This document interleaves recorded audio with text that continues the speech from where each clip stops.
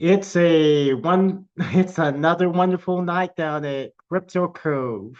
Hello everyone, how are you doing?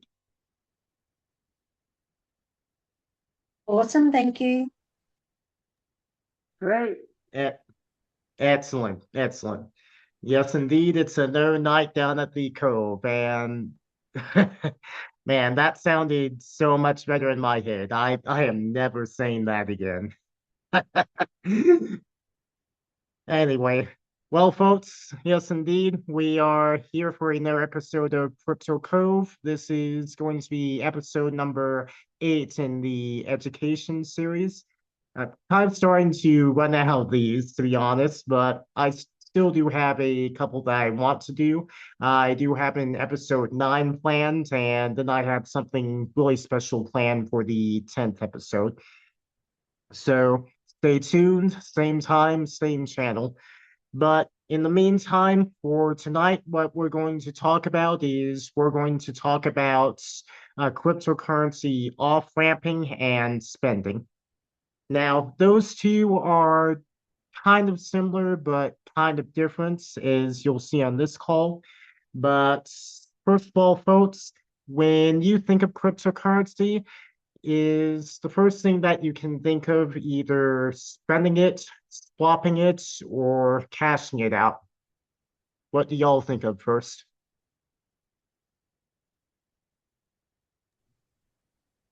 Spending it. Cashing out. Cashing out.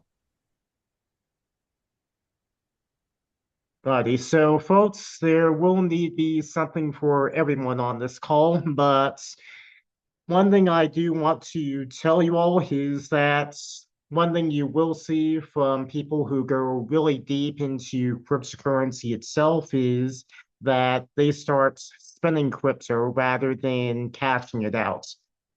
And ultimately, one of the biggest ethos of that sort of community is that cryptocurrency is not something that you cash out or send somewhere in order to get money.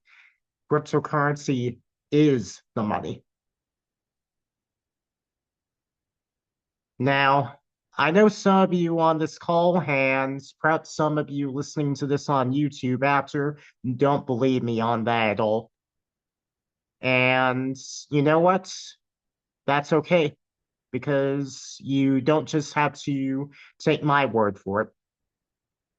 Until last year, you could ask El Salvador. You can also ask Panama City.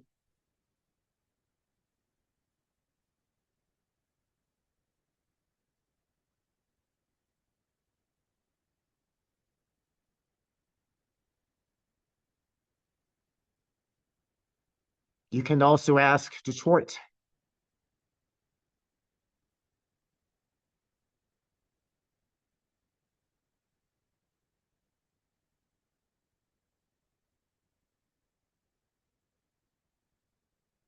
So, for those of you that think that there's no way crypto will be the future of money, what do these places know that you don't?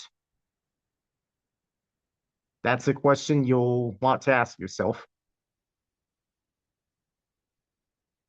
So now I know I said that crypto is the money, but there's actually three different facets of how far you want to go as far as that goes. The first of which is not at all. The second of which is kind of straddling the line between the two. And the third of which is going full bore, doing everything just entirely in crypto. Now, for several places in the world, we're not quite there yet with number three, to where that is indeed even possible. But there are some parts of the world where it is very possible to do all of your shopping and all of your transactions with just crypto and never have to touch fiat ever again. I know several people who have done just that, and they haven't done a standard fiat transaction in several years, believe it or not. So we'll be going through all of those facets tonight on this call. because again, something for everyone here. So I'll go ahead and get started with a screen share again. And we're going to start with, not believing that ethos at all. So the first port of call for anyone who would typically want to sell their crypto would be to go to an exchange such as Binance, Crypto.com, Bybit, Kraken, or Transact. We've looked at these exchanges before in a previous call, so I won't go too much into them. The key points ultimately is that you can choose the exchange that you do want to do business with and that you want to sell to based on what exchanges are available in your area. But if you already have an existing account and an existing relationship with one exchange in particular, then chances are that exchange is probably going to be the best one for you to sell your crypto to, because that'll mean less time for you to spend on KYC, less time on a sort of verification or anything of the sort. And these exchanges do make it very easy through their help documentation for you to send crypto to them and sell it to them.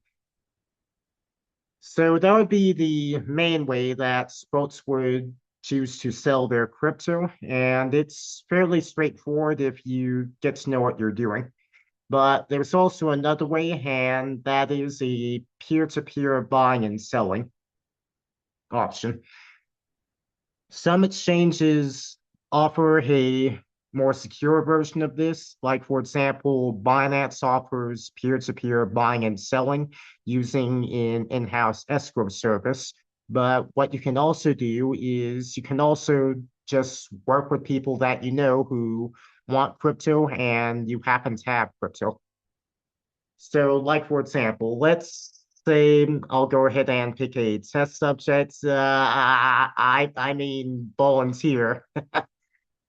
Eeny, meeny, miny, mo. Viv, can you go ahead and unmute if you can?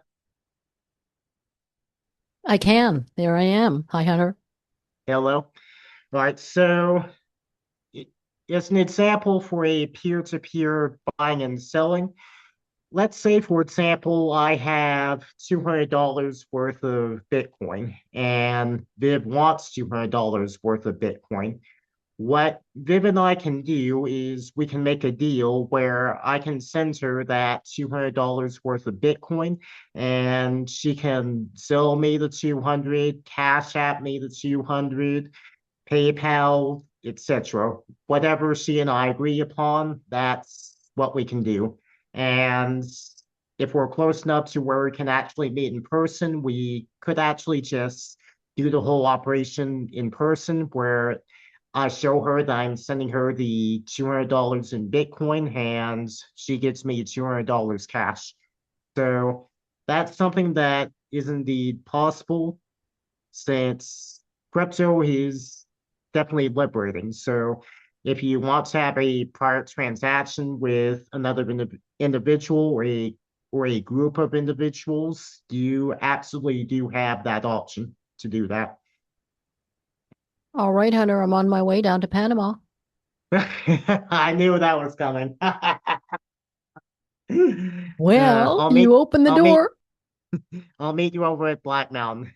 All right. All right. That worked.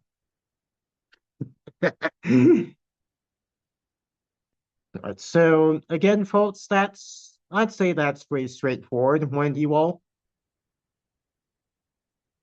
I like that plan. I actually have a person who I've been online with for a long, long time, and there's doing different programs we've joined, and he's teaching people crypto, and there's people who are comfortable with crypto but don't have any. So he's really happy to kind of do that trade, the people to people thing, and take payment in whatever Wise or PayPal or whatever, you know.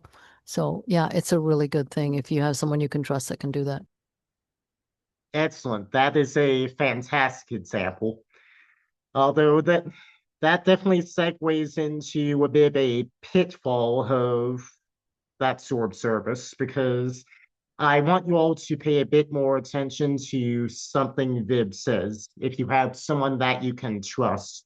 Because when you're dealing person to person with no sort of buyer or seller protections whatsoever, you do end up running into an issue with trust. Because whether it's you who sends the crypto first, or they give you the cash first, or send you the cash first, someone has to do their part of the operation first. So what I could do is after I receive the cash from Viv, if I convince her to send me the cash first, I could just say, well, thanks for the money, and then disappear. Of course, she could also do the same thing to me, where she convinces me to send the crypto first. She could say, well, thanks for the crypto, and then just disappear. So if you're going to do an operation like that, it's best to do it only with either someone that you trust or someone who has a vested interest in not screwing you over. And there are some exchanges that do offer more secure ways of doing business like this through a peer-to-peer service that uses an escrow service, either in-house or third party.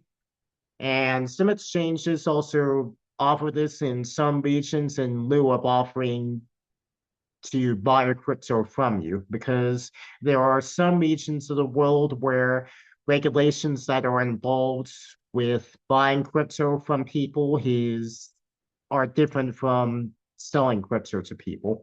So there are some exchanges that just decide to forego that process and just offer peer-to-peer buying and selling.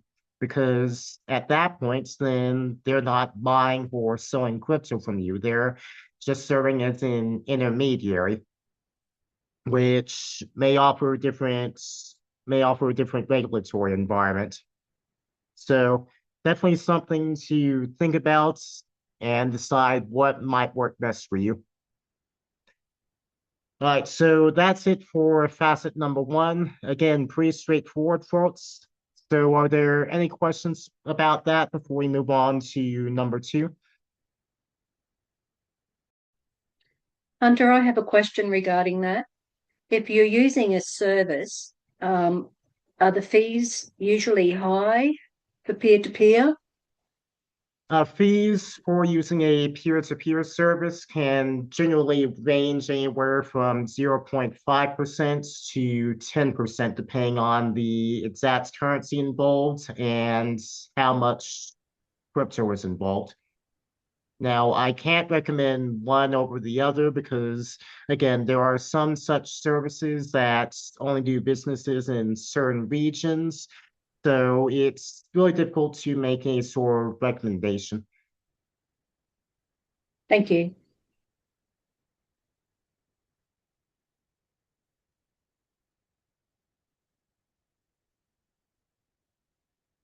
Alrighty, any further questions on that portion before we move on?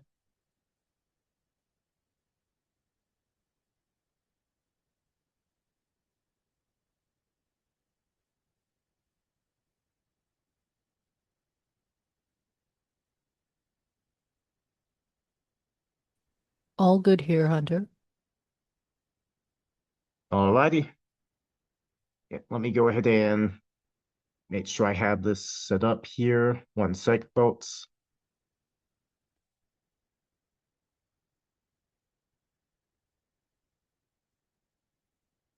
All right, so facet number two, folks, is probably the facets that quite a few of you are going to be probably the most interested in, and that's going to be the concept of crypto-backed debit cards.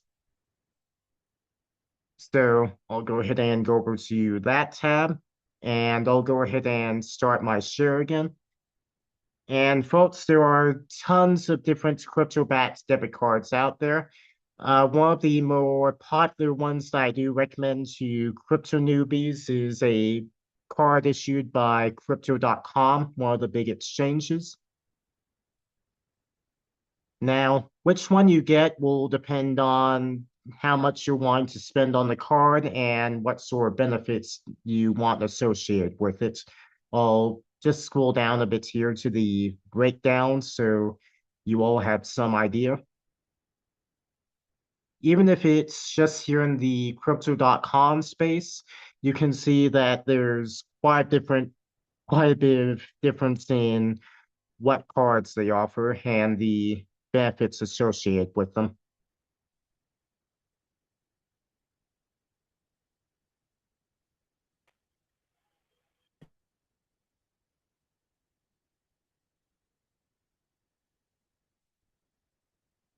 And every major exchange does offer its own different version of a crypto-backed card. Like, for example, Gemini offers a crypto-backed card, actually a couple different kinds.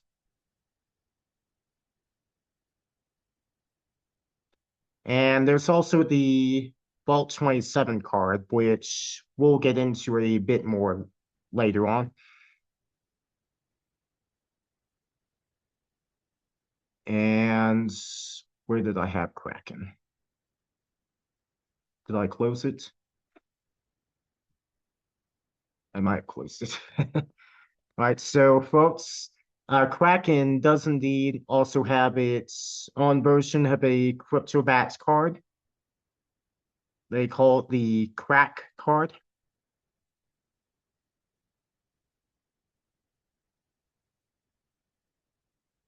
And you get the idea, folks. Every single exchange will have some version of a crypto-backed debit card.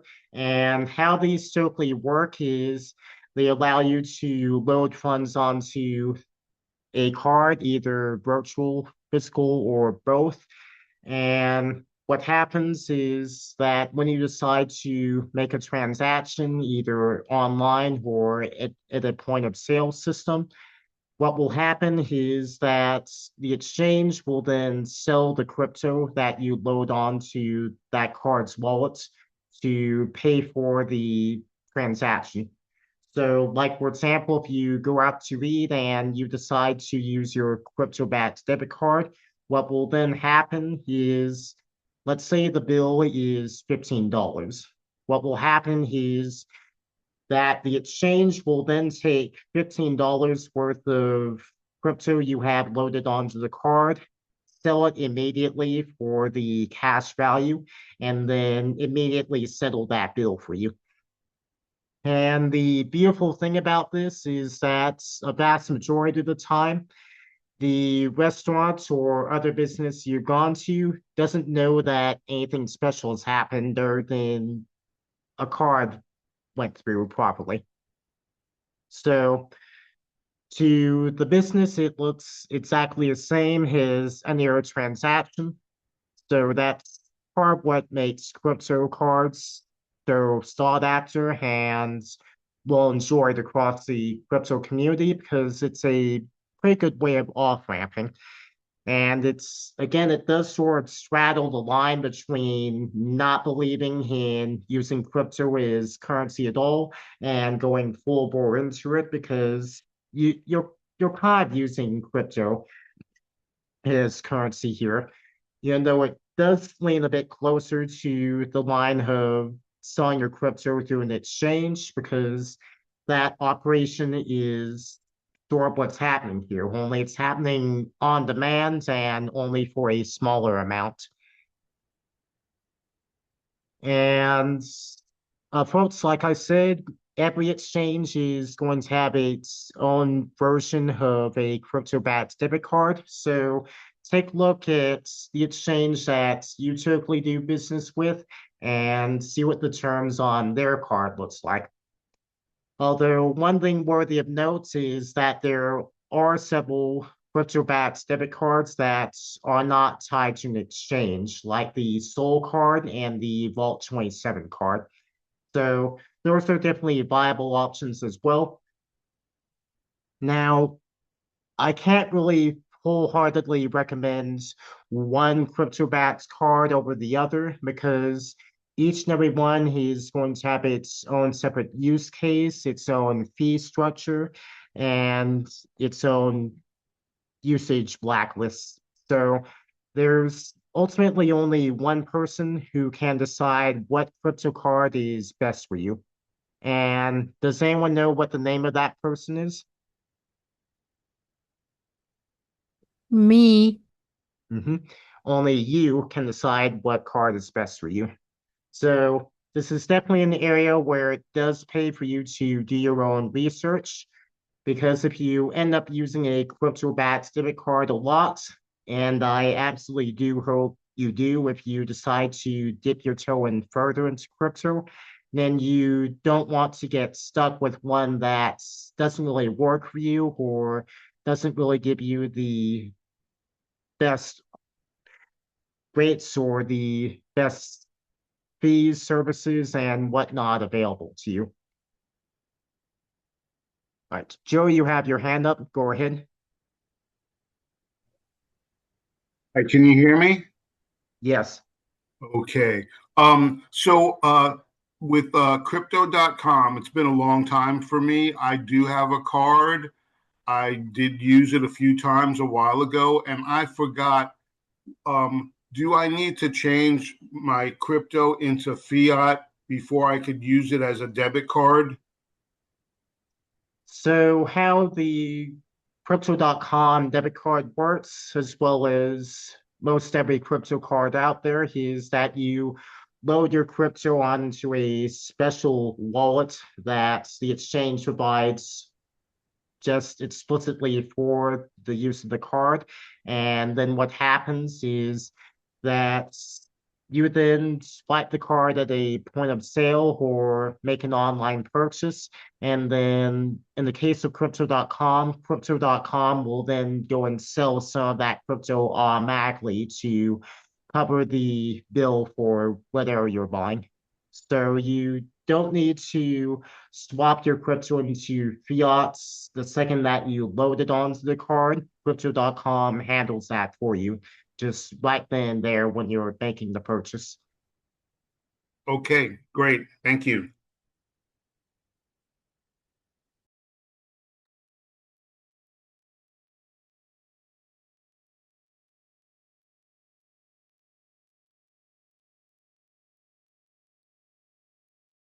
Alrighty, any further questions before we move on?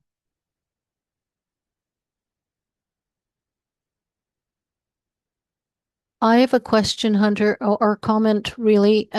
So with the debit cards, and there are the various ones, presuming that your KYC is tied to whatever exchange is issuing that card, other than the Vault and the Soul one, right?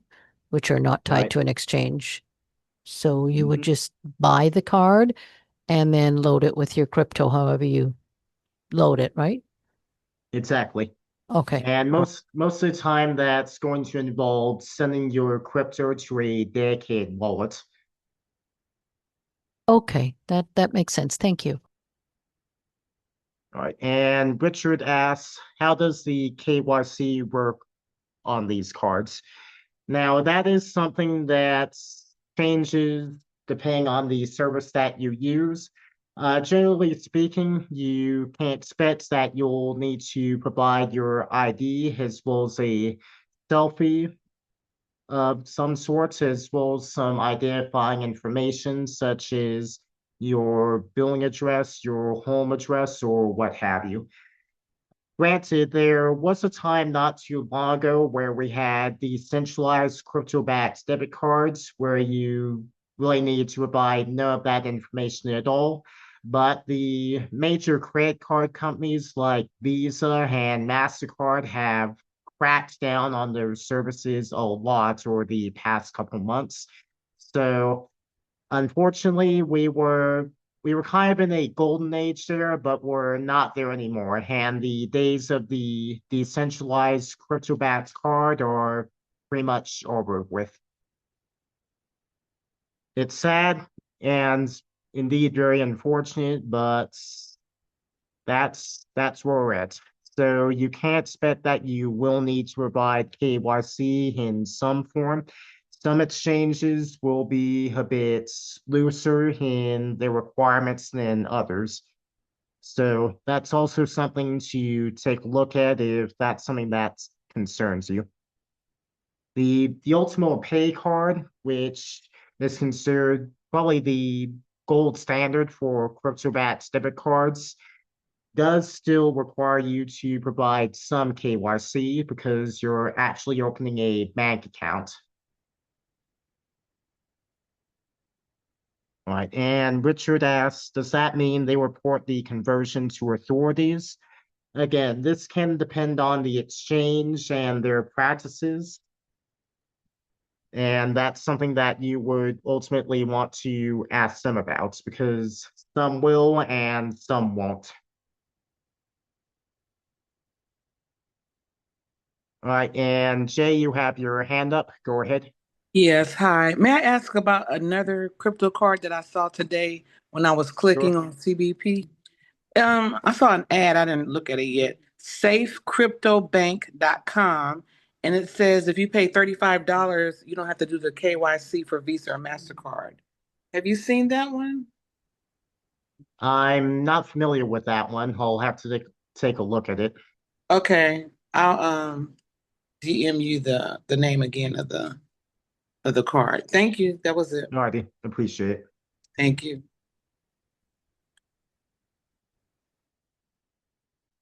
Well, folks, I certainly am a bit proud if I end up with a bit of egg on my face because that's actually a good thing if you all end up doing research and find an area that I made an error in somewhere along the line here. Because granted, I try to be as factual as possible here, but I'm not perfect. Odds are good that I'm going to make a mistake or two somewhere along the line. And if that happens, I do absolutely want you to call me on it if you know better.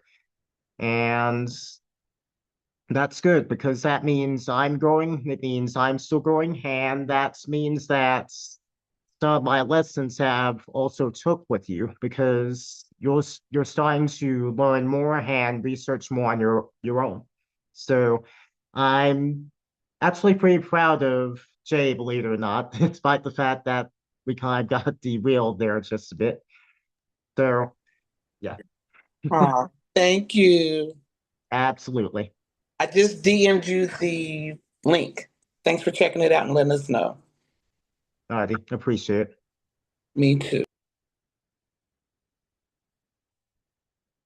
All right, and Starbra asks, how do you feel about the Bankus card? My understanding is that they've have pushed through some difficult times. Their KYC is minimal with an email address. The time to receive the card is down to 2 to 3 weeks. Have you heard anything about this? Well, folks, this does go into my personal experiences, but I honestly do not trust Bankus at all. I'm not going to go over the full story of why that is, but to make a long story short, we ordered a Bankus One card back in October of last year, and to this day, we have yet to have a physical card that is functional at all. And their support is, my experience with their support is that it's pretty much non-existent. So I cannot recommend the Bankus card to anyone.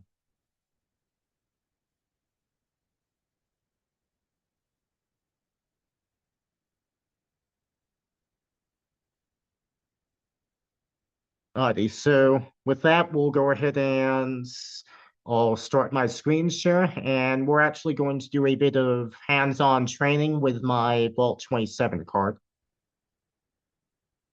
All right, so we're over here at my back office for Vault27.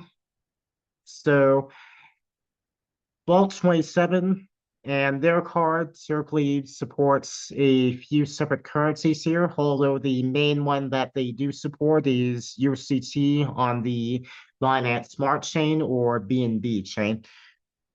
That's also one thing that you do want to look out for when you're taking a look at crypto-backed debit cards, is you want to take a look at what crypto those cards support. Because if the card looks fantastic in every other way, but it doesn't support the crypto that you usually like to do business in or you usually have on hand, then that means that even if you're okay with doing swaps every time that you want to load the card, that's going to mean an additional fee attached to that. And of course, if you don't want to put up with that process, then that means the card could be perfect for you in every other way, but you just won't be able to use it. So definitely take a look at that, because especially over in the exchange side of things, you might find that exchanges support certain currencies, but they do not support certain cryptocurrencies for debit card use. So that's definitely something to look into.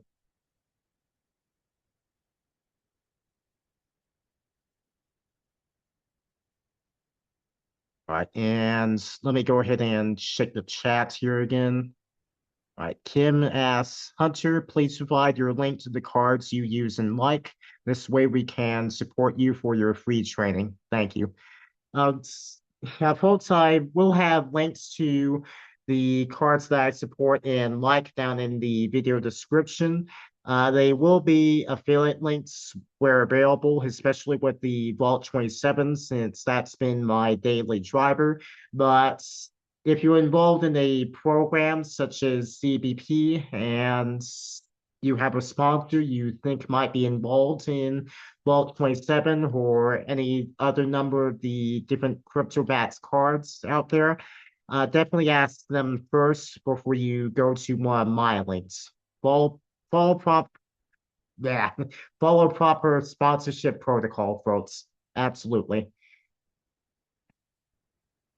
All right, so with that, I'll go ahead and share my screen again. And like I said, folks, I'm going to go ahead and put some more money onto the Vault27 card here. And with that, I'm going to use USDT on the Binance Smart Chain. So I'll go ahead and copy this dedicated address here that Vault27 gives me. All right, so the address is copied. I'll go ahead and go up to MetaMask. And I'll go over to Tether USD on the Binance Smart Chain. And I'll click on the send button. I'll go ahead and paste in that wallet address. And then I think I'm going to send 20 over for this test. So I'll put in 20 there in the amount field. And I'll click continue. All right, everything looks good here with the transaction. So I'll go ahead and click on confirm. All right, my USDT has been sent. And now it's just a matter of waiting for it to show up. Usually it really doesn't take long at all with the Vault27 cards. We're using the Binance Smart Chain or BNB chain, which is a pretty fast chain to do business on. Of course, if you're using the Ethereum chain, it'll probably take a bit longer. If you're using Bitcoin with a crypto-backed card, you can plan on waiting quite a while for however many confirmations it requires. So I'll go ahead and click on the refresh button here to refresh the wallet balance. All right, and my 20 is already over here. So I'll go ahead and click on top up card. And I'll go ahead and click on the max button. And one thing you do want to note with just about every card that you decide to get is that there will be fees involved somewhere along the way. For example, with the Vault27 card here, there is a 5% fee on every load. So in this case, with the $20 that I want to put on here, Vault27 takes $1 worth of it. I'm okay with that, so I'll go ahead and click on Confirm Top Up. All right, Top Up submitted. I'll go ahead and click OK. And I'll go ahead and refresh to see the new balance. And yep, the $19 has been loaded onto the card. So now the next time I go out to the store, or more accurately, the next time I go out to a restaurant, because I'm actually planning on using that $19 to purchase a really big burger down at the Bead, I'll have that option to use the Vault27 card. So that was pretty straightforward. What do you all say? Yes, very easy. Yeah. Yes. And that's not just limited to the Vault27 card, folks. Pretty much any exchange is going to make the operation of using their crypto-backed debit cards after you have it all set up pretty straightforward and pretty easy, because of course they want you to use their card because they're getting fees every time that you top it up, and in some cases every time that you use it.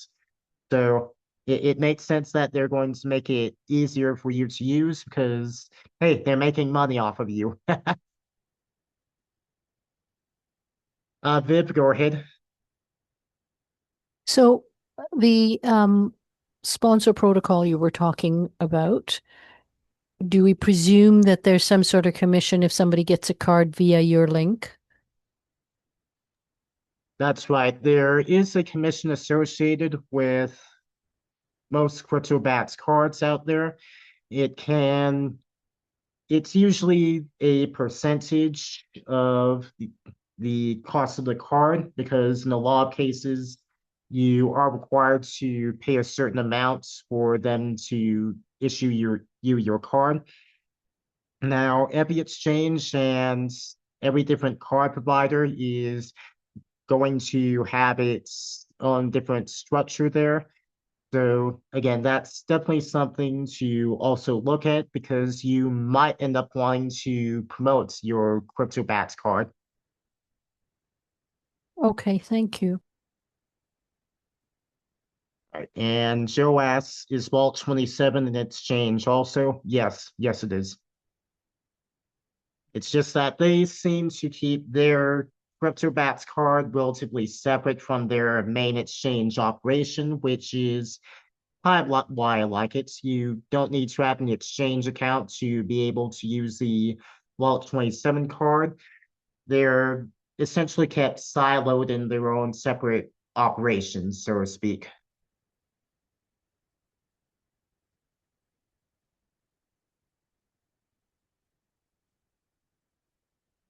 Alrighty, are there any further questions about that before we move on?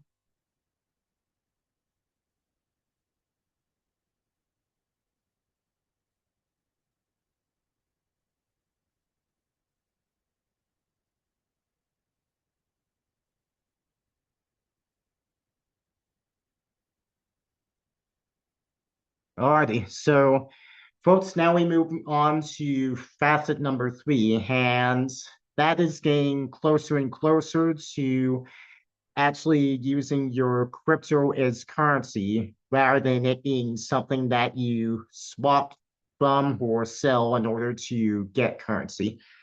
And one of the ways that people often start with that is in the form of gift cards. Now, one of the services that I like using for this is called Bitrefill. Now, Bitrefill is a service that offers several different types of gift cards that you can buy using cryptocurrency. Like, for example, we can see an offer for Amazon here. So You can actually purchase an Amazon gift card with cryptocurrency. There's several different cryptocurrencies that Bitrefill accepts. And you'll find that they offer a wide range of different gift cards. So chances are there's a chain that you like going to or a big business you like going to, then there's a good chance that Bitrefill has it available in one form or another. And I've actually done that quite a bit. I've actually purchased pizza using a gift card that I got from Bitrefill. And believe it or not, that day was actually Bitcoin Pizza Day back in 2023. We've talked a bit about that day on these calls before, so I won't go too much into it. But Bitcoin Pizza Day was the day that a Bitcoin Talk user decided to actually buy 2 Papa John's pizzas using Bitcoin. And the way they did that was that they offered up Bitcoin to anyone who would purchase the pizzas on their behalf and then deliver them to them. So that was a big watershed moment in crypto because that was technically the first time that cryptocurrency was used to pay for any sort of physical goods or services. Although, granted, it was indirectly because, well, fiat was still involved, but still. And this actually isn't all that Bitrefill is good for because another thing you can actually do is if your phone supports eSIMs, you can actually purchase an eSIM through Bitrefill. So if you're planning on traveling and your phone supports eSIMs, well, you can pay for phone service using the crypto that you have available to you.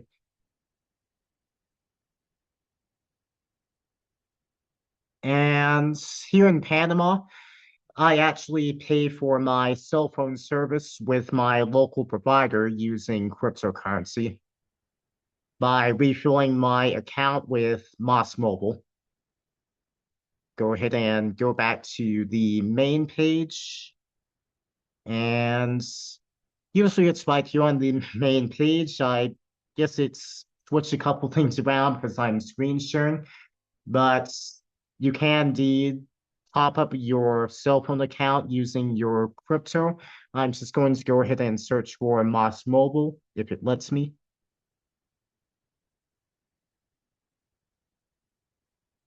All right, so folks, this isn't exactly what I use, but what you can do is you, in the country that you're of course wanting to top up your phone account in, you can select the service that you use, the mobile provider you use. You can see in the United States, you of course have choices of T-Mobile, AT&T, UltimoPay, Verizon, and others. So for example, if we go over to T-Mobile, this allows you to refill your T-Mobile account. And you can type in the amount that you want to reload your account in, then type in your phone number. And then you can go to checkout and pay the service your crypto. And then from there, you can wait until your balance gets topped up, and then you can use your balance. So I'm just going to go ahead and try to find the Moss Mobile I'm looking for. Ah, there's Paramount. I'll go ahead and hit save. And here we are. It's right over here. Moss Mobile, cable and wireless. So if we go over there, I can input the amount that I want to top up my cell phone account with Moss Mobile with from $1 to $50. Then I can type in my phone number. And I can go ahead and click on add to cart. and then it'll allow me to go to checkout, where it will then allow me to send my crypto. I won't be doing this on this call because then that'll mean me providing quite a bit of information here that I just don't want out there. But I do this every month, and it's definitely a great way for me to keep my phone account topped up, because otherwise what I usually have to do is I usually have to go down to a Moss Mobile store, or in the case of Latin American countries like Panama, there's also several different just regular grocery stores that can refill your phone account for you. So that's definitely something to keep an eye out for and consider if you're getting to the point where you might want to use one of these services, because using crypto through a service like Bitrefill is just so much more convenient than having to go down to a store. And of course, if you want a gift card, of course, Bitcoin offers that. And you do this again, you can use your crypto for pretty much whatever you want to use it for, ultimately. And Bitrefill isn't the only service that offers this. I'm just using this as an example. There's another service that I've also used sometimes called Stealth, and it's kind of similar to Bitrefill, but it tries to be more privacy focused and more privacy respecting. You can see that they have a wide selection of gift cards available here as well.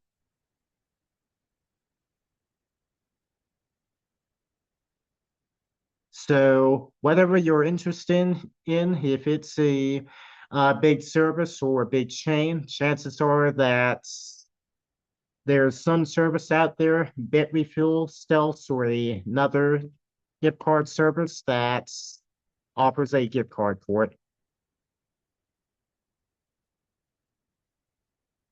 So I'd say that's pretty straightforward. When you all say, send your crypto and get a gift card.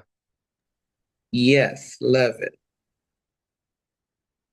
Me too. Love it. Yeah, and those services also offer prepaid Visa and MasterCard debit cards. So it's kind of sort of like using your crypto to purchase a card with, but it is definitely kind of different from using the prepaid cards offered by the exchanges like we just went over a little while ago. But it's All still right, like Kim, having a debit card, is it? yes, Sorry, I jumped on someone's toe there. no I'm sorry. problem. No problem. All right, Kim, you have your hand up. Go ahead. Yes, Hunter. If you purchased a prepaid Visa or MasterCard, sorry if this is a knob question, but how would you gift that to somebody? Or could you gift that to somebody? You could. Most of the time, these either prepaid debit cards or gift cards that you get from services like Bitrefill or Stealth are going to be in the form of virtual debit cards or virtual gift cards. So most of the time, the service that you use is going to have an option to allow you to send that purchase as a gift, or if it doesn't, you can of course just send the gift card code or virtual prepaid debit card details to whoever you're wanting to send that gift to.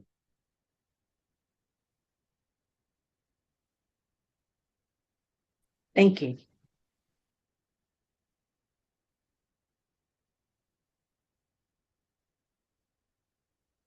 All right, and Carolina asks, how can we avail of this debit card?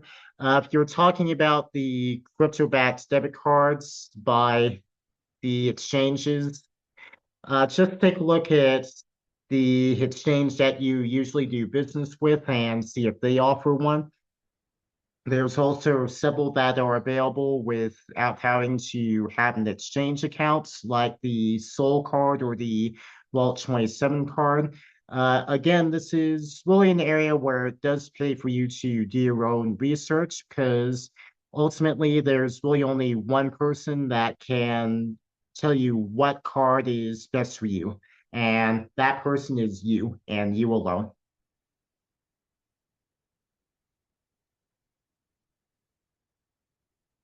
All right, and Carolina also asks, and how much is it? Is there a monthly fee?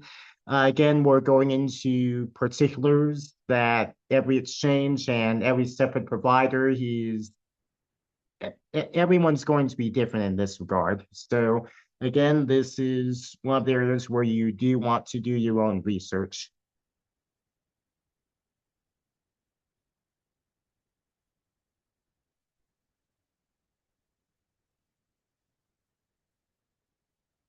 Right, and Carolina asks, well, says, oh, I thought it's Clickbait Pays that offers it. No, Clickbait Pays does not offer any sort of debit card in any way, shape, or form.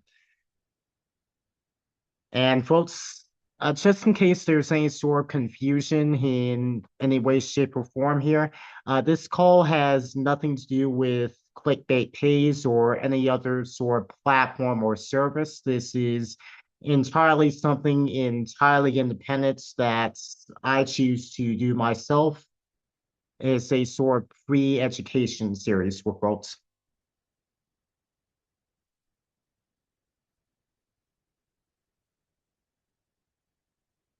Alrighty, so are there any further questions before we move on to the next element that I want to talk about?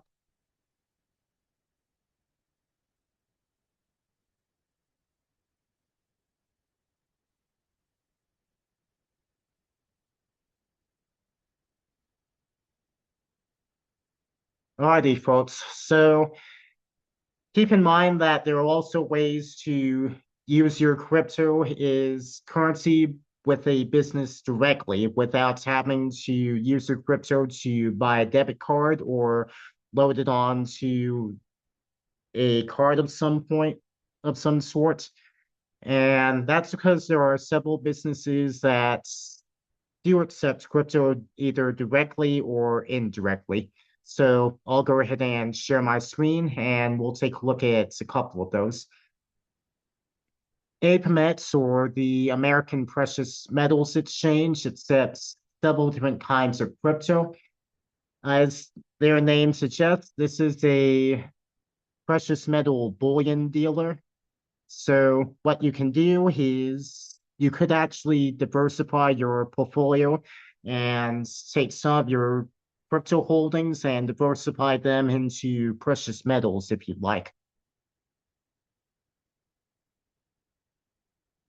So we can see that AFMEX offers a wide selection of different precious metals. Like, for example, if we go over to the gold bestsellers, it's doing this because I'm screen sharing, folks. We can see that it offers plenty in terms of gold, and it'll be the same if I go over to any of their other precious metal offerings. Like, for example, if I go over to silver coins, we can see a similar story here.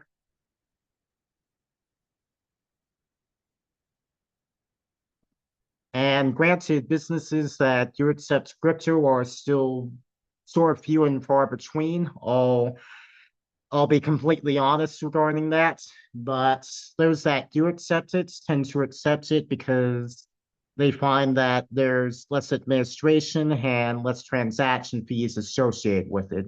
Because keep in mind that merchant agreements with credit card companies means that the credit card company gets 2 to 3% of your purchase, regardless of how much or how little you spend at a retailer. Whereas with crypto, depending on the crypto that the business that you're doing business with accepts, that can get cut down to less than 1%. So that's a pretty big use case for some businesses who might decide that they're willing to put up a bit of the overlay required to accept crypto and deal with this just a bit more administration to do so. Joe, you have your hand up. Go ahead. Yeah. When we are exchanging crypto for use of dollars, as in a gift card, what is a way for us to decide if the fee is worth paying for? So usually what you'll see is those fees will often be talked about upfront, or you'll see them when you go to checkout.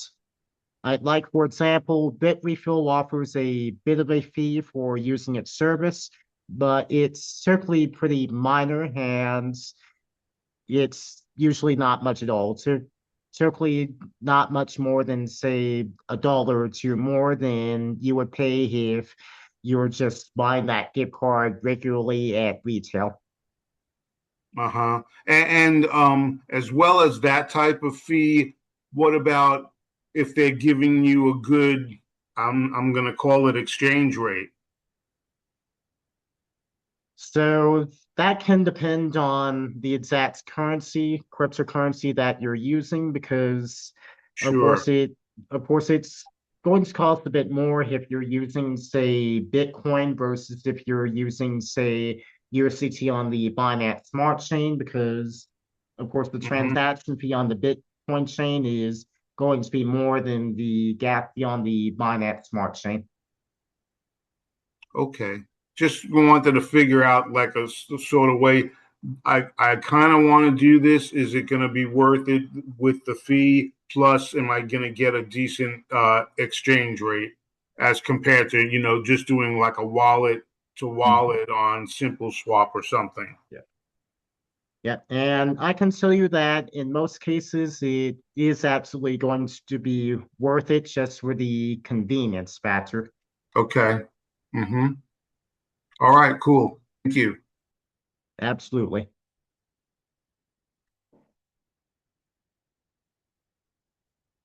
All right, so folks, I'll go ahead and share my screen again, and we'll move on to the net service that I want to show you all. All right, the net service I have in mind is called NanoGPT. Now, folks, of course, we all know that AI is everywhere these days, right?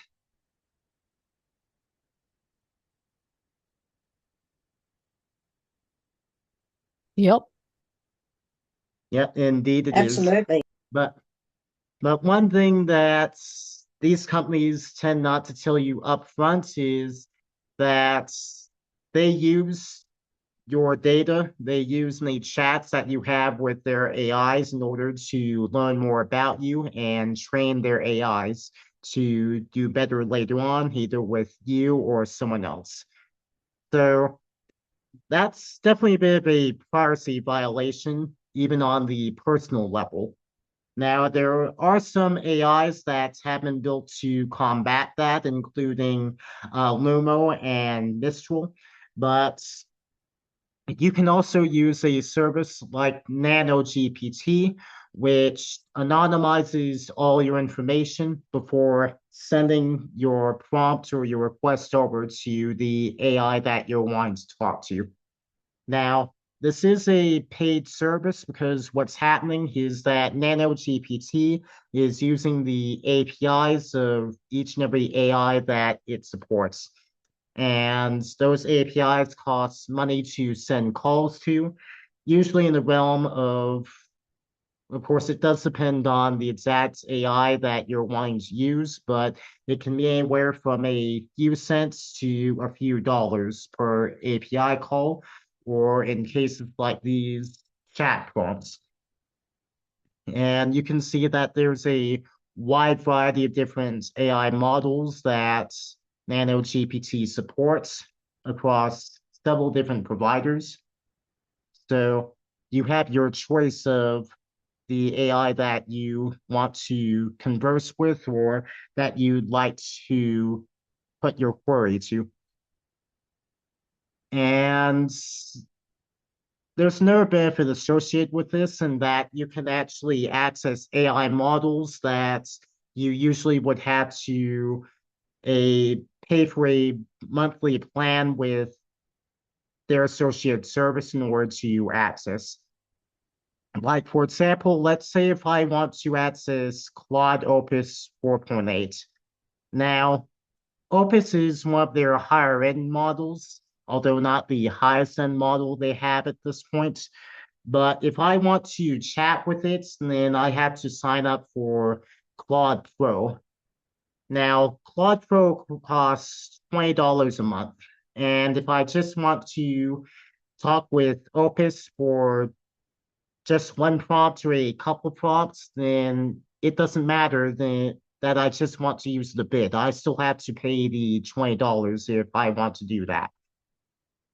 Whereas here, I can talk with Claude Opus for quite a bit less. And NanoGPT will show you an estimate of how much you'll pay to chat with any of these AIs.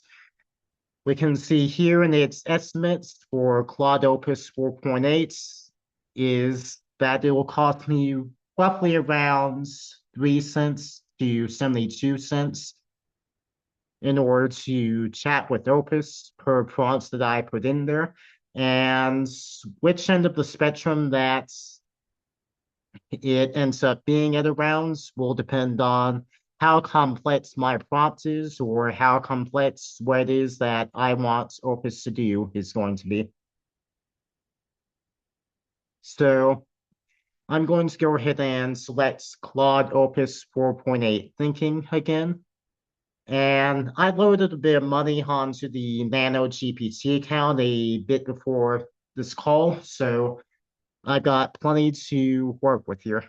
So I'm going to ask it if it would be possible to create a cone of silence like they had in Get Smart, if anyone remembers that.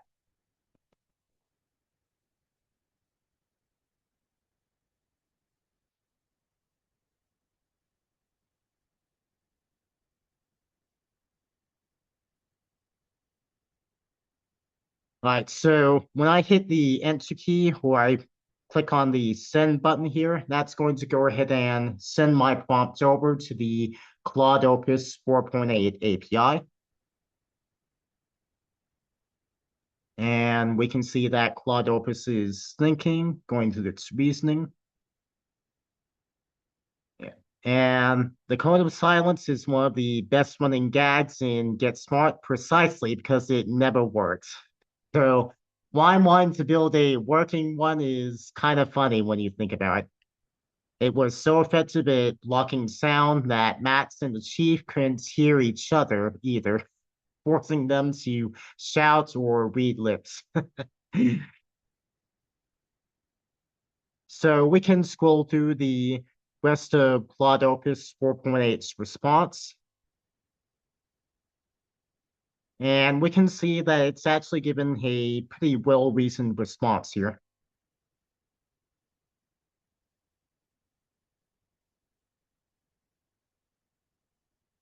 And I got this information without Claude Opus or Anthropic, rather, knowing that it was me, Hunter Rodriguez, that made this request here. And the prompts and the question I asked here will not be used as training data for Claude Opus later on.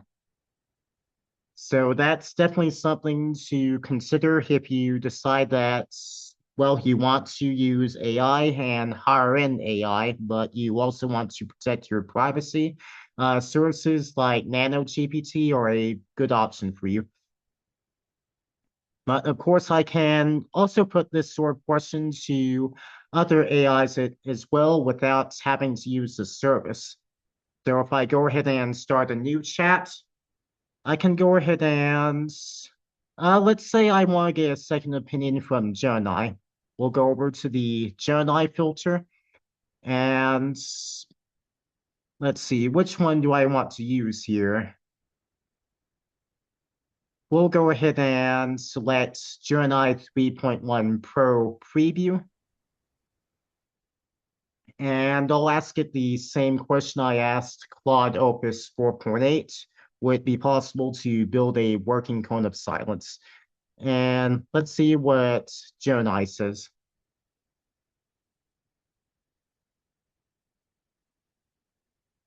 All right, and it's taking us through its reasoning.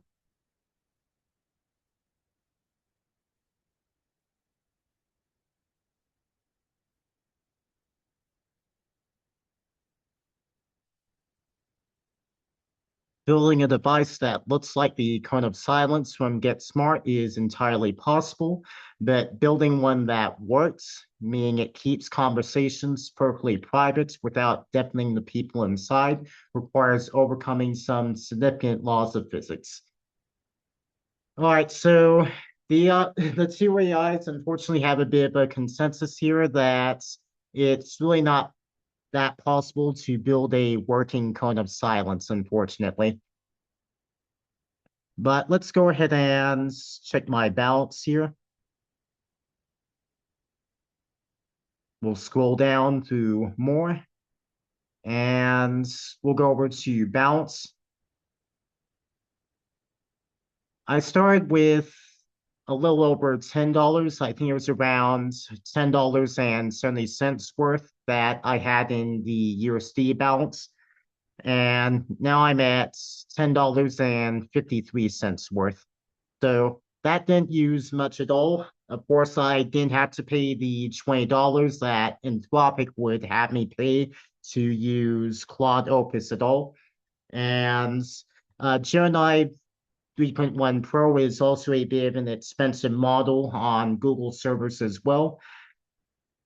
Depending on your usage of it, Google may have you start to pay for their AI Pro plan, which I forget how much that costs. It was either $10 or $20. In either case, it's obviously not worth it to pay monthly for services like that if you just want to use it one time or a couple times.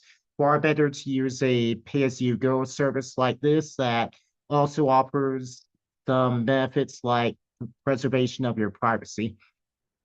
So that sounds pretty good. What do you all say? Definitely. Yeah, Absolutely, and Hunter. indeed. So I'll go ahead and share my screen again, and we'll take a look at the different crypto that NanoGPT accepts.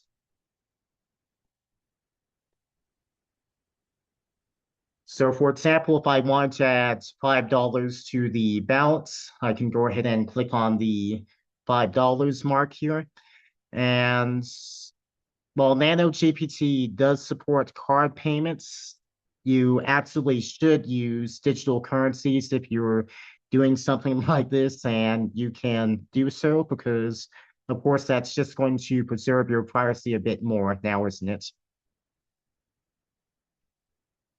All right, now I'm going to select a network. So I'm going to select BNB Smart Chain, and I'm going to might be a bit difficulty there. Let me go ahead and type in USDT into the payment method. All right, and yep, and Ethereum, that looks good. I'll go ahead and click on Pay in Wallet.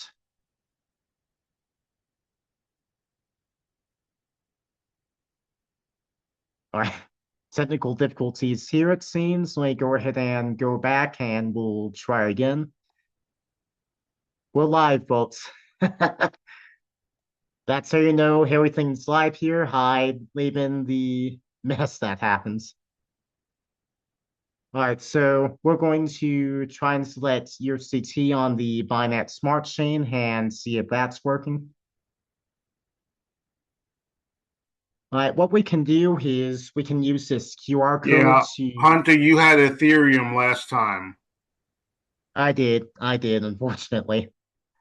All right, so what I can do is if I have MetaMask on my mobile phone, which I do, or any other wallet that I have the USDT that I want to use on, what I can specifically do is I can scan that QR code with my wallet app, and that'll allow me to pay with my wallet. But in this case, I'm going to use the wallet that's here on my browser, my MetaMask wallet. So I'll go ahead and click on Pay with MetaMask. And that pops up with a transaction request in MetaMask for 5 USDT. Everything looks good here, so I'll go ahead and click on Confirm. You can also copy this wallet address here and put it in your wallet of choice, be it Exodus, Atomic Wallet, etc. And we can see that the transaction has already gone through. I'll go ahead and click on Later, and we'll go ahead and go back. And we can see that I now have $5 additional in my balance here. So I just use crypto to top up in accounts where fiat wasn't used at all, no fiat currency changed hands at all, and now I can access AI more than what I would be able to if I was just using a free service out of band like the way Claude and Anthropic offer it. So if I want, I can go ahead and go back and chat more with Claude Opus if I want. Or if I want, I can start a new conversation. And I can start a new conversation. Heck, I could even start a conversation with Claude Fable if I wanted to. I've got more than enough to do that. In fact, I've never actually used Claude Fable at all myself, so I kind of want to try that right now with everyone watching. I may be setting myself up for failure a bit here, but we're gonna try it. And I'm going to hit the same prompts as before. And we'll see what Fable says. Fable is the highest end AI model that Anthropic offers currently. All right, and we can see that Fable is kind of giving a different answer here. Yes, sort of. And the funny part is that a real one would probably fail in exactly the ways the show's version did. We'll just scroll through here for a second.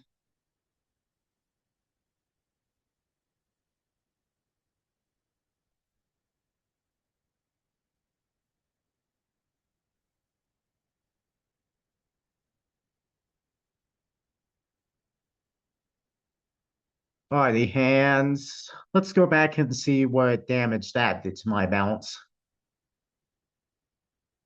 Oh, not much at all. What was that? Something like, say, 20 cents or so?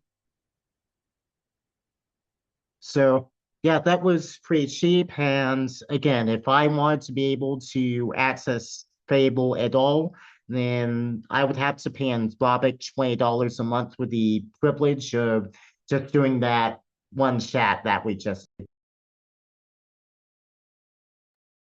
20 cents versus $20.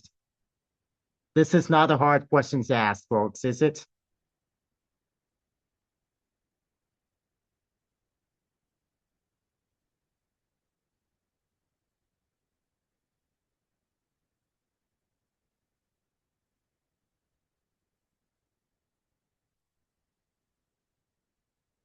Alrighty, so with that, we'll go ahead and move on to the, well, Darba says no brainer. Yes, indeed.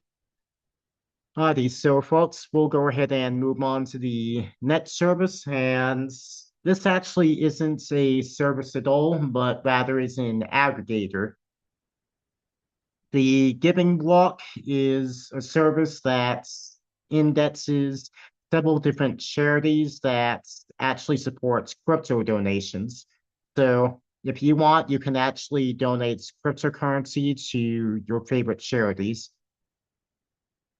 As we can see, there's quite a few that support crypto.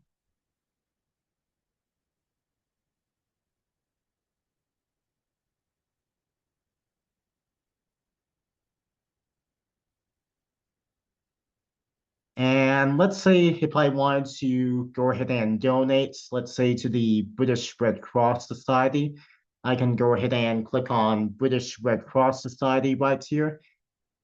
And that'll give me some more information about the charity here, about the British Red Cross Society.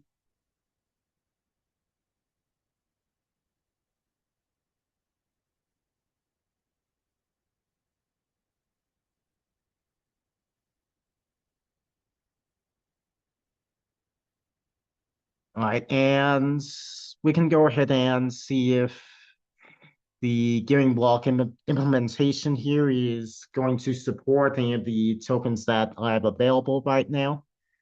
Let's see, USDT.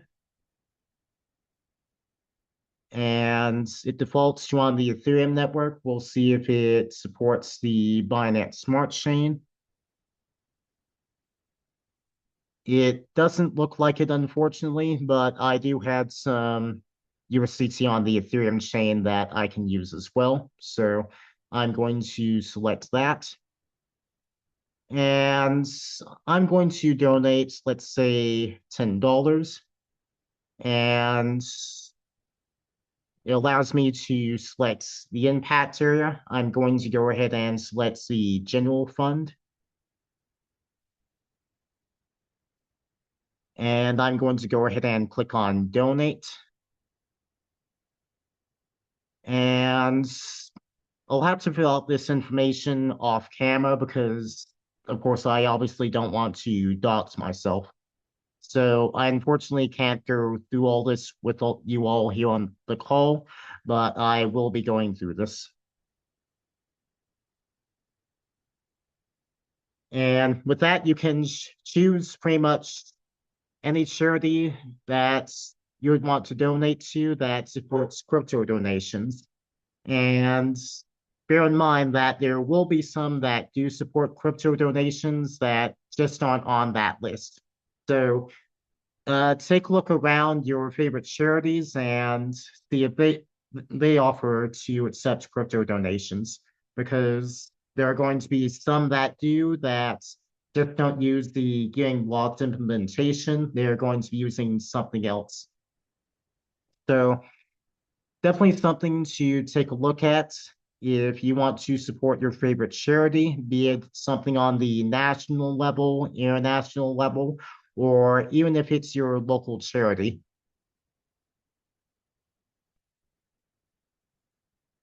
All right, so are there any questions about the services and offers we've gone through before we go over to the next one?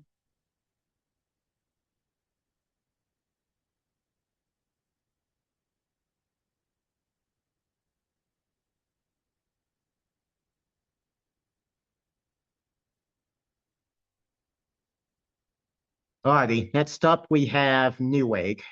Now, Newegg is a popular online electronics retailer that does business in the US and Canada.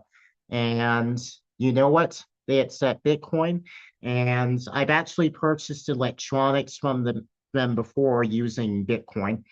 Back in 2018, I purchased a laptop from them. It was in Alienware 17, and I purchased that with Bitcoin. And I also made a few other purchases with Bitcoin through them. Like, for example, I bought a few WD Red hard drives through Newegg, as well as a Raspberry Pi 4 kit. So if you're in the market for a new computer and you live in the US or Canada and you want to be able to purchase with Bitcoin, then you can definitely take a look at Bitrefill.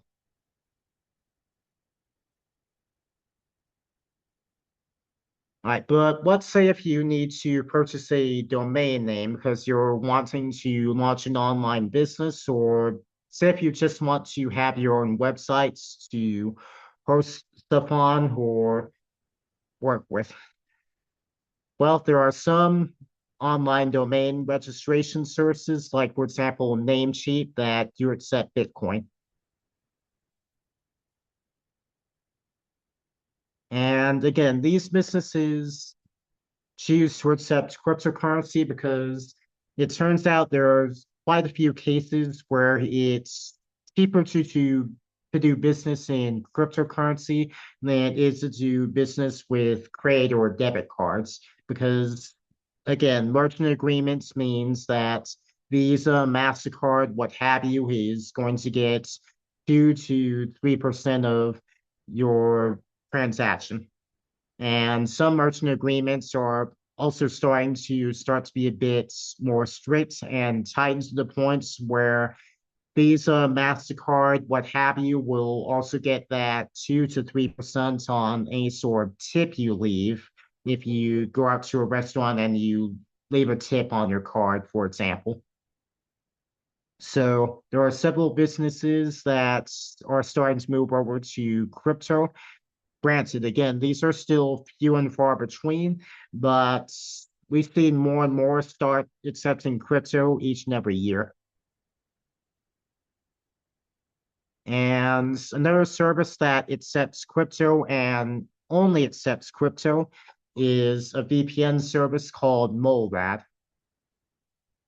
Now, this service, like my description suggests, offers VPN service, and it offers it at a flat rate of €5 a month, payable in cryptocurrency.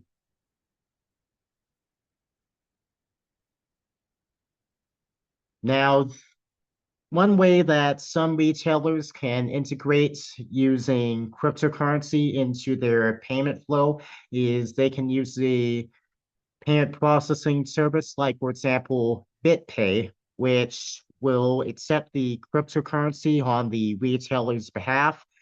Then it will turn around and sell that cryptocurrency for fiat and then put the fiat currency in the business's account for them.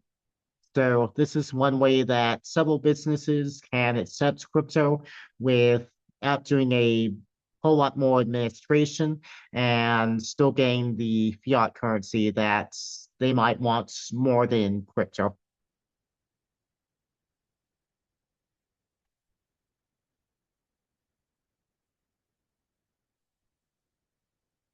Alrighty, so that's that was about it, folks. That goes through all three of the facets of using crypto in your day-to-day life.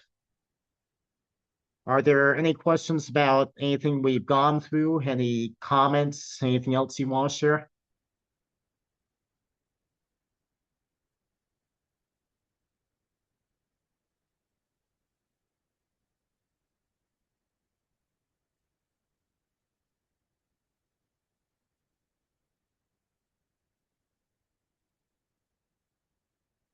All right.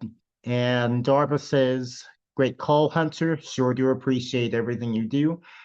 Thank you. And I appreciate the folks that keep coming back to these.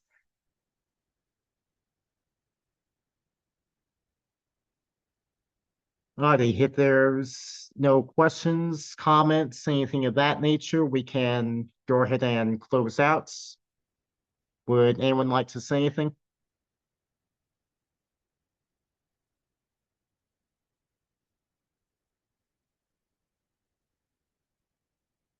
All right, and Kim asks, where do we find your links?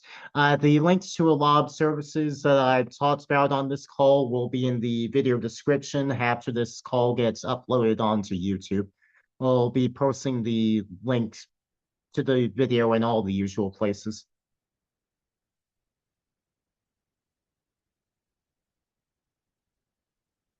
Alrighty, if there's nothing else, we'll go ahead and stop the recording.